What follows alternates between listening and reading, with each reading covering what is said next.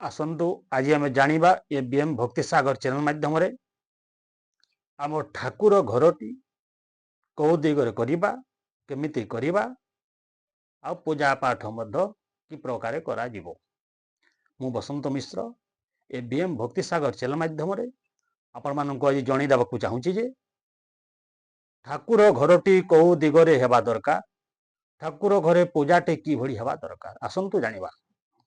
मन रखिथिबे दर्शक बंधु, मन रखिथिबे बापा माँ माने, मन रखिथिबे मोर सांगसाथी माने, समस्त भक्त वृंद एवं समस्त को जणै देबाकू चाहूची जे ठाकुर घर पूर्व दिगकू ईशान कोणरे ठाकुर घरटी करिबा। कारण ईशान कोणरे ही देवा देवी वास स्थान हुए आ हेबा दरकार। किंतु ईशान कोणरे पूर्व दिग को ईशान कोणरे ठाकुर घरटी करिबा।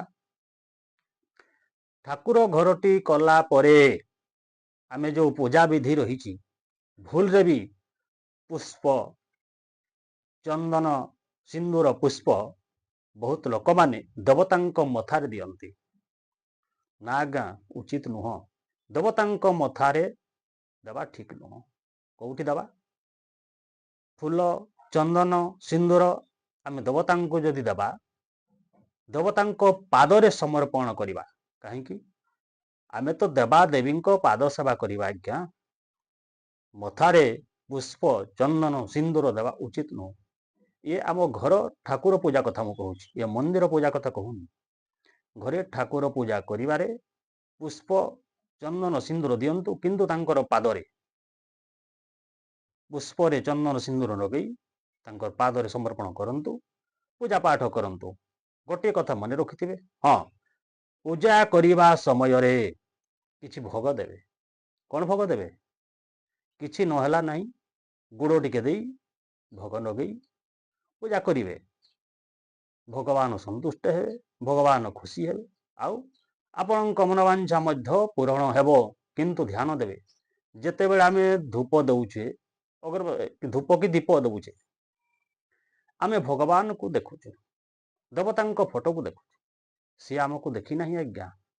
आमको सी केते बेले देखंती तांकर मन ध्यान पवित्र करी कम से कम 5 मिनिट में जदि चक्षु बंद करी तांको ध्यान लागिबा आपण माने देखिबे से समय आपण दुई चक्षुरु पानी बहिबो। दुई चक्षुरु जदि पानी बहिला से समय कौन हैला देवतांक सहित आपणक जोगाजोग हो गला। से समय आपण जहा कहिबे भक्ति भाव रे जहा भगवान को मागिबे देवादेवी को मागिबे निश्चय भाव रे सी कथा शुणिबे। आउ असाध्य कार्य को साध्य करिबा पाई तांको उपरे हम दायित्व देई जे कोनोसी कार्य कर्म रे आगे चल। आज पाई तो भक्ति सागर चैनल को एतिकी पुणी देखा हवा आगे अध्याय। जय माता रानी।